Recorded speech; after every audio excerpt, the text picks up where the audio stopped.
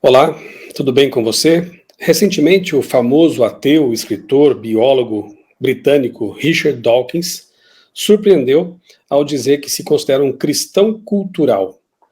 Algumas pessoas já começaram a comemorar, achando que seria uma espécie de proto-conversão dele, né, uma pré-conversão ou algo parecido. É melhor ir com calma. Mas também é interessante entender por que Dawkins disse isso. Eu acompanho já o trabalho desse escritor, ateu, biólogo, evolucionista, há pelo menos uns 20 anos. 15, 20 anos atrás, a onda neo-ateísta foi muito forte, ganhou o mundo.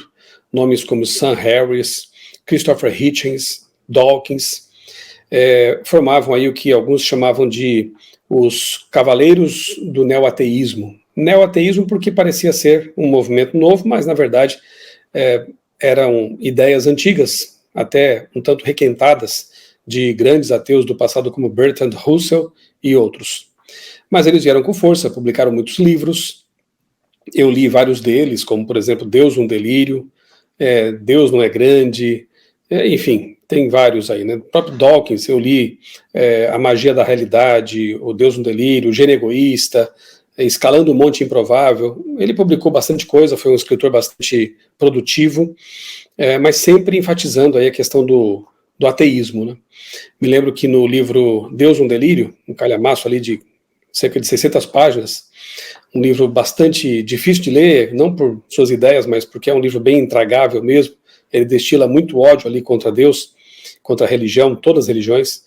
Ele diz algo interessante logo no começo, que numa escala de, deixa eu lembrar aqui, numa escala de 1 a 7, ou de 1 a 10, acho que é isso, entre a descrença no extremo e a crença no outro, ele se colocaria ali no patamar do 7, né, para a descrença, ou seja, não um ateu total, porque não tem como provar que Deus não existe. Ou seja, o título do livro já é mentiroso, né? Ele deveria ser Deus quase um delírio, ou Deus eu creio que seja um delírio, e não a afirmativa, Deus um delírio, porque logo em seguida você começa a ler o livro, você percebe que nem o autor tem como provar que Deus seja um delírio. Outras coisas eu fui descobrindo com o tempo também. Numa entrevista que ele concedeu alguns anos atrás, ele admitiu que estudava numa escola religiosa, anglicana, se eu não me engano, e lá, infelizmente, ele sofreu abuso por parte de um professor religioso.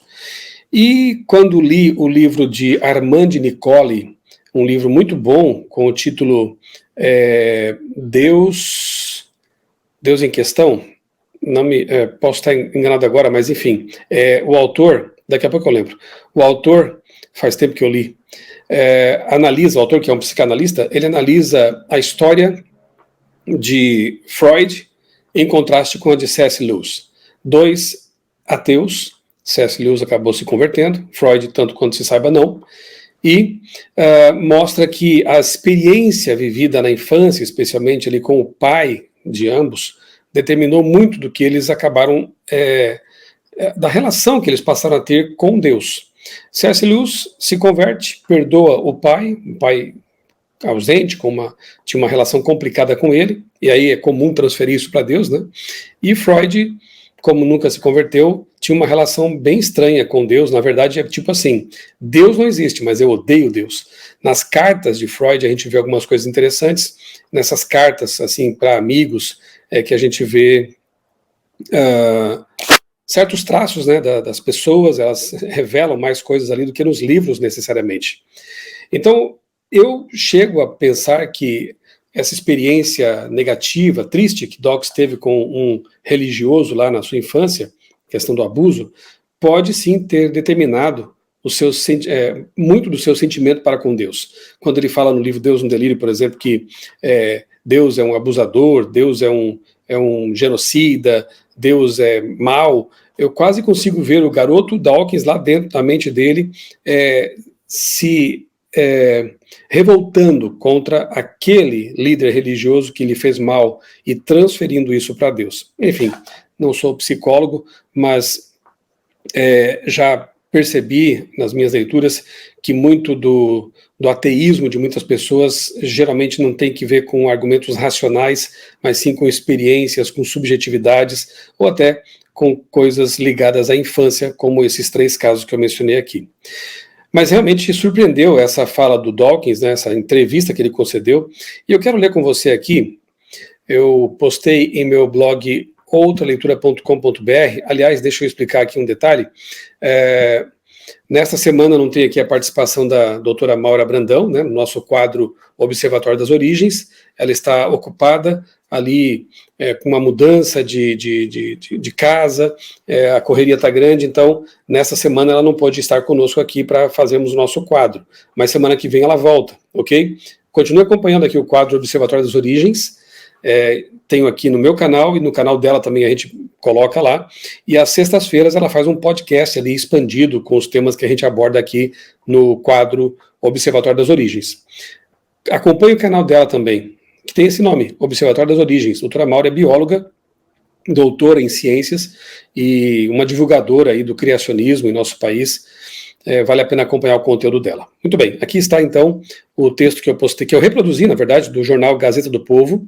O ateu mais conhecido do mundo se diz culturalmente cristão. Vamos ler juntos aqui, depois eu vou pausando e comentando algumas coisas. A notícia da morte do autor Daniel Dennett, que era um daqueles 4 cavaleiros do Apocalipse, ou do neoateísmo, né, em 19 de abril, teve pouca repercussão, mas menos de 2 décadas atrás, ele era uma das figuras mais controversas do debate público nos Estados Unidos e no Reino Unido. Em 2006, Dennett lançou o livro que seria traduzido para o português como Quebrando o Encanto, a religião como fenômeno natural. Também tem esse livro aqui. Ao lado de Richard Dawkins, Sam Harris e Christopher Hitchens, ele ficaria conhecido como um dos 4 cavaleiros do ateísmo. O grupo ganhou espaço nos meios de comunicação em um mundo que, depois do 11 de setembro, acordava para os efeitos potencialmente nocivos do fanatismo religioso. O argumento do quarteto era radical. Quanto antes o mundo se livrar das religiões, todas elas, melhor. Por coincidência, dias antes da morte de Dennett, o membro mais conhecido do grupo havia dado uma declaração que indicava uma mudança de postura. Em uma entrevista à rádio britânica LBC, no começo do ano, no começo de abril, o zoólogo Richard Dawkins afirmou que se sente culturalmente cristão. Ele disse: acredito que culturalmente somos um país cristão e eu me considero culturalmente cristão. Eu amo hinos e as canções de Natal, sinto-me em casa no ethos cristão, disse ele. É uma mudança significativa na postura de Dawkins, que no passado igualou todas as religiões a um delírio. Mas ele não foi o único a seguir esse caminho. Cada uma a seu modo, outras figuras públicas parecem ter passado a prestar mais atenção às consequências do esvaziamento da religião tradicional no Ocidente. Conforme a influência do cristianismo deixa de ser dominante, ela cede espaço ao radicalismo progressista ou ao islamismo, que tendem a ser muito menos tolerantes com as liberdades individuais tão caras aos ateus. No ano passado, a aclamada escritora Ayaan Hirsi Ali, por sinal, neste momento a minha esposa está lendo um livro dela, que é O Infiel. Eu comprei 2 livros da Ayaan, eu creio que ela tem um terceiro também, uma história muito interessante. A trajetória dela é muito rica, né? Ela passou a infância, nasceu na Somália, ali infelizmente passou por aquela experiência terrível da mutilação genital, viveu sob uma religião islâmica opressora, e acabou fugindo para a Holanda. Lá ela se torna ateia, e depois, para encurtar a história, não dá muitos detalhes aqui também, porque nós queremos fazer vídeos no futuro, minha esposa e eu, a Ayaan, ela vai para os Estados Unidos e finalmente conhece o cristianismo, o verdadeiro cristianismo. É uma história muito bonita. Essa mulher, ela tem escrito ótimos livros, dado entrevistas e tem um testemunho fantástico que dá para contrastar. É o que eu quero fazer no futuro. Quero produzir um vídeo com a minha esposa, contrastando a experiência de Dawkins e outros que têm esse cristianismo natimorto aí, né, cultural, que não serve para nada, e a experiência de pessoas como a Ayaan, o Nabal também, né, que o livro dele é fantástico. Procurei lá e encontrei Jesus, um muçulmano também que acaba tendo contato com o verdadeiro cristianismo e se converte. Então eu quero contrastar a experiência de um ateu que cresceu num ambiente cristão e adotam um cristianismo insosso, como o cristianismo cultural que ele diz ter, e esses dois muçulmanos aí, ex-muçulmanos, né, Ayhan e Nabal, que encontraram o verdadeiro cristianismo, não o cristianismo cultural, que não faria diferença nenhuma na vida deles. Então, no ano passado, a aclamada escritora Ayaan Hirsi Ali, aguarde vídeos no futuro aí sobre ela, anunciou que havia se convertido ao cristianismo. Assim como Dawkins, ela chegou à conclusão de que nem todas as religiões são iguais. Criada em uma família muçulmana, ela havia perdido a fé décadas antes. Abre aspas. Todo tipo de liberdade aparentemente secular, de consciência e de imprensa, tem suas raízes no cristianismo, ela escreveu, ao explicar a jornada que a levou à fé cristã. Dawkins, por exemplo, arranjou uma briga com movimentos de esquerda ao dizer, como biólogo geneticista, que as diferenças entre os sexos são objetivas e imutáveis. Ele disse, né, que só existem homem e mulher. Além disso, sua afirmação sobre o cristianismo cultural foi uma reação à divulgação de versos islâmicos no painel da estação de trem King's Cross, em Londres, durante o Ramadã. O geneticista concluiu que, das alternativas disponíveis, o cristianismo parece ser a que mais respeita o bom senso e os direitos individuais. Finalmente, né? Porque no passado ele atacou duramente também o cristianismo, quase colocando no mesmo balaio aí de todas as religiões. Ele está percebendo a diferença. Em graus diversos, outros ateus fizeram uma trajetória similar. A lista inclui o escritor britânico Tom Holland, que se tornou católico, o autor canadense Jordan Peterson, que caminha entre a crença e a descrença, e o apresentador de TV americano Bill Maher, que continua ateu, tão ateu quanto antes, mas passou a criticar os excessos de grupos progressistas. O autor, inclusive essa senhora aqui, né, a Ayaan Hirsi Ali, numa entrevista recente também, por escrito, eu reproduzi numa palestra que eu falei lá sobre Daniel capítulo 11, ela fala que as principais ameaças para o mundo ocidental judaico-cristão são a cultura woke, progressismo, o comunismo, né, do Partido Comunista Chinês e também os avanços da Rússia e outros, e o islamismo, né, que avança também pelo Ocidente. Então, ela realmente, como se diz, né, tem lugar de fala por ter experimentado na carne os males desse tipo de cultura. E ela pode comparar com a cultura ocidental cristã, pelo menos com o cristianismo que ela conheceu, graças a Deus um cristianismo autêntico, e percebeu a diferença, né? E tem criticado a cultura woke, o comunismo, ainda que seja o ideológico, e o Islã, né, o avanço do Islã. O autor britânico Justin Brearley, eu não sei se a pronúncia é essa, Brearley, enfim, esse Justin passou os últimos anos entrevistando ex-ateus que passaram a crer. Formado em filosofia pela Universidade de Oxford, ele lançou recentemente um livro e uma série de podcasts sobre o tema. Brearley, eu vou chamá-lo assim, conversou com a Gazeta do Povo. Segundo ele, a trajetória de Dawkins é semelhante à de outros descrentes. Estou vendo isso com cada vez mais frequência entre ateus, mesmo alguns que eram muito anticristãos como Dawkins no passado. Acho que eles estão cada vez mais percebendo que os valores em que acreditam são produto de uma herança judaico-cristã, afirma ele. Na opinião de Brearley, as consequências do esvaziamento religioso de países como a Inglaterra se tornaram mais evidentes nos últimos anos, o que fez muitos ateus repensarem as consequências de uma visão radical contra a religião. Aspas. Conforme outros sistemas de valores começam a ameaçar essa herança, por exemplo, a ideologia woke, os regimes autoritários de esquerda, eles começam a perceber que o cristianismo tem sido bom para a nossa cultura. Claro, o cristianismo é uma barreira contra essas coisas, né? Eu quase penso que seja a última barreira contra essa onda que tende a destruir, né, os valores judaico-cristãos no Ocidente. Ele também notou um aumento no número de conversões religiosas, não apenas culturais, de ateus ao cristianismo.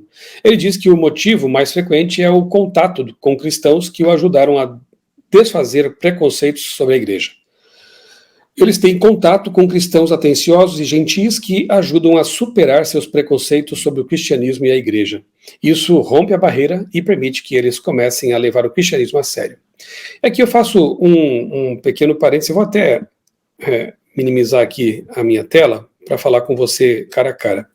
Veja o que está chamando a atenção de alguns ateus que têm considerado com seriedade o cristianismo e alguns até se convertido. A bondade, o respeito com que são tratados pelos cristãos. Tem muita gente que só gosta de vencer debate, que gosta de argumentar, de atacar, de criticar, de usar tons jocosos quando em um debate. Mas o que a Bíblia nos convida a fazer, eu sempre entendi que isso é uma diretriz para o cristão, está lá em 2 Pedro 3,15. Ali é dito assim, estejam prontos, preparados para dar a razão da fé ou da esperança que vocês têm, mas façam isso com mansidão. Estar sempre pronto, ou seja, conhecer bons argumentos apologéticos, conhecer a fundo o cristianismo, né, ler bons livros de apologética, para estar preparado para argumentar, para responder, mas fazer sempre isso com respeito, com mansidão, com consideração. Mais importante do que ganhar um debate é ganhar alguém para Jesus. Essa é a nossa missão. Então, o que me chamou a atenção aqui nesse artigo, eu volto a ele agora aqui, é justamente esse detalhe, né? Eles têm encontrado cristãos atenciosos, gentis, que ajudam a superar preconceitos. Que nós sejamos assim também. Na sequência, diz ele, os motivos mais comuns para a conversão do ateísmo ao cristianismo são uma experiência emocional que os levou à fé em Deus, ou argumentos intelectuais como os indícios que apontam para o design do universo, a importância de uma apresentação consistente, correta do que seja a teoria do design inteligente, também do criacionismo, né? Porque apresentam argumentos racionais para a fé, para a origem do universo, para a origem da vida, que é um tema muito importante também, em oposição à teoria darwinista. Este último, por exemplo, foi o que levou o célebre filósofo Anthony Flew do ateísmo à crença em Deus. Embora Flew nunca tenha sido exatamente um cristão, né? Eu já falei sobre ele em palestras, tem o livro dele que é um fantástico, Um Ateu Garante Deus Existe, e Flew se converteu, né? Era um filósofo, um expoente do ateísmo, e ele se converteu justamente ao considerar o argumento do design, da teoria do design inteligente, o argumento cosmológico, o argumento teleológico. Autor do influente A Presunção do Ateísmo, de 1976, ele atribuiu ao avanço da cosmologia e da biologia a sua guinada existencial. Quanto mais se estuda, né, biologia, química, física, mais realmente nós nos aproximamos da ideia de um designer, de Deus. A notícia veio a público em 2004. 3 anos depois, Flew publicou um livro que, em português, ganhou o título de Deus Existe. As provas incontestáveis de um filósofo que não acreditava em nada. É um livro muito bom.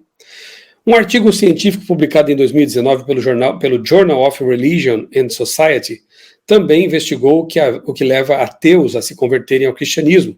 O estudo analisou 111 relatos de conversão publicados em fóruns da internet, em busca de elementos comuns. A maioria dos ex-ateus, 53%, mencionou ter percebido a importância da participação em atividades tipicamente religiosas, como ir à igreja e orar. Metade também citou descobertas intelectuais da ciência ou na filosofia. Além disso, 45% relataram uma experiência sobrenatural. As respostas não eram excludentes, e por isso a soma ultrapassa os 100%. A Gazeta do Povo falou com um dos autores do estudo, Matthew Facciani, que é doutor em Sociologia e pesquisador do MIT, e diz que esse tipo de guinada geralmente envolve mais de um motivo, e frequentemente tem início com um laço social, abre aspas. Muitos dos aspectos que encontramos em ateus que se converteram ao cristianismo eram comuns em outros estudos sobre conversão religiosa. Por exemplo, muitos indivíduos que eram ateus mencionaram um laço social importante, olha aí, a importância da amizade, da abertura, do respeito. De novo, laço social importante que os levou ao cristianismo.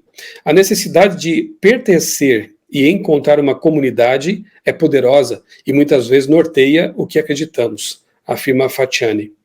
Nova onda religiosa a caminho?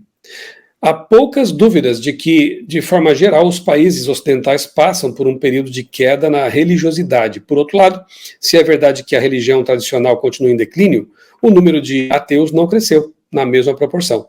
E há até mesmo sinais de que o cristianismo tem voltado a crescer em lugares improváveis. Veja, aqui eu, de novo, faço uma reflexão. nós precisamos de duas coisas muito importantes. Primeira, um cristianismo autêntico, bem fundamentado, com uma sólida apologética, defesa da fé cristã racional. E segundo, relacionamentos. Uma igreja viva, aberta, uma comunidade que receba as pessoas com amor, com respeito e disposta a responder suas perguntas como eu disse, com respeito, né? Com amor, com consideração, com mansidão, como pede o apóstolo Pedro. Então, é uma reflexão importante para nós cristãos, nós líderes cristãos, pastores, né? É um cristianismo solidificado, numa sólida plataforma racional, de uma apologética bem estabelecida, e, por outro lado, um cristianismo relacional, amigo, aberto. Na Finlândia, um país com um grande número de ateus, o número de jovens religiosos parece estar aumentando. Uma pesquisa da Igreja Evangélica Luterana da Finlândia mostrou um aumento da religiosidade entre jovens do sexo masculino. Entre 2011 e 2019, o número de jovens de 15 a 19 anos que diz crer em Deus passou de 19% para 43%. A parcela dos que vão à igreja todo mês passou de 5% para 12%. Olha que interessante. Claro que esse ambiente cristão, religioso, que tende a se fortalecer, tem também implicações proféticas, mas não é o caso aqui eu tratar desse assunto, né, nesse vídeo aqui, mas sem dúvida, né, as profecias apocalípticas aí mostravam que no fim da história não seria uma sociedade ateia que veria Jesus voltar, seria uma sociedade religiosa, e repito, isso tem implicações muito sérias, a gente pode tratar disso em outros vídeos, tem aqui no meu canal palestras também que eu trato desse assunto, você pode se informar por ali. Justin diz que a igreja que ele frequenta na Inglaterra também tem crescido. Abre aspas. Várias pesquisas também parecem mostrar altos níveis de abertura à fé entre os jovens. Vejo os sinais de que a maré da fé está começando a mudar à medida que muitos intelectuais seculares exortam o seu público a levar o cristianismo a sério novamente. Então aqui está o link do texto original, Gazeta do Povo. Aqui eu coloquei também, leia mais sobre Dawkins aqui. Eu já faz anos que tenho publicado reações a falas, a livros do Dawkins em meu blog criacionismo.com.br. Se você clicar aqui, você vai ter acesso a vários posts meus a respeito desse autor, biólogo, zoólogo Richard Dawkins. Fica aqui meu convite para você então ler esses posts. E aqui abaixo eu coloquei uma citação, né, 2 parágrafos aqui, de uma matéria que foi publicada no jornal, na revista norte-americana Christianity Today. Achei muito boa análise. De Russell Moore, que é o editor-chefe da Christianity Today. Leia esse artigo também, vale muito a pena, está aqui o link direto para você, ok? E eu vou ler aqui, então, esses 2 parágrafos que dizem assim: esse tipo de cristianismo, entre aspas, esvazia a religião cristã com muito mais eficiência do que as tentativas diretas de converter ou convencer as pessoas de que Deus é uma ilusão. Ele derrota o cristianismo ao substituir o Deus vivo por um Deus que é, de fato, uma ilusão. Aí sim, esse Deus é uma ilusão. O problema com o cristianismo cultural de Dawkins, portanto, não é o fato de ele confessá-lo em voz alta, é o fato de muitas pessoas terem a mesma opinião dele, mas não confessarem isso ainda. O cristianismo não tem a ver com hinos nacionais, capelas em vilarejos e canções de Natal à luz de velas. E certamente não tem a ver com usar alavancas da cultura ou do Estado para coagir outras pessoas a fingirem que são cristãs, quando não são. Se o evangelho não for real, o evangelho não funciona. O paganismo genuíno sempre vencerá o cristianismo fingido. Achei muito interessante essa frase. O paganismo genuíno, ou, vá lá, o Islã genuíno, a cultura woke genuína, sempre vencerá o cristianismo fingido, falso, cultural.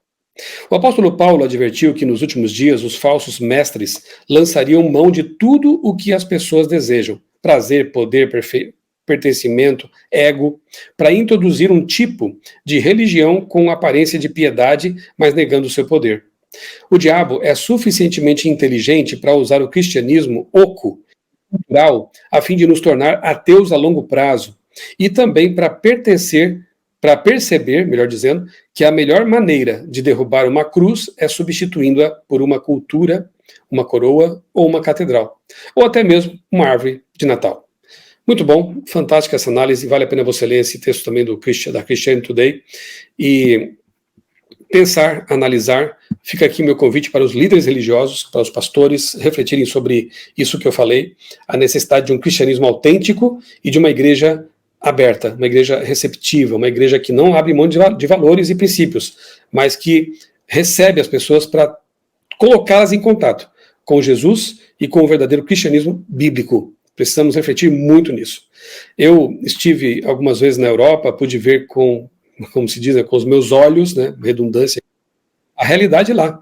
Inglaterra, França, como o Islã tem crescido, avançado por esses países, e é uma pena, porque esses refugiados islâmicos, esses migrantes, poderiam encontrar na Europa, finalmente, lá tendo liberdade para, inclusive, mudar de religião, se quisessem, coisa que não poderiam fazer em seus países de origem, ter contato com o verdadeiro cristianismo ali, encontrar verdadeiros cristãos. Não estou dizendo que não haja cristãos de verdade na Europa, é claro que há, mas, infelizmente, o cristianismo de uma forma está em decadência, ou está se tornando isso que Dawkins propõe, né, que ele mesmo está aí defendendo, um cristianismo meramente cultural, meramente histórico.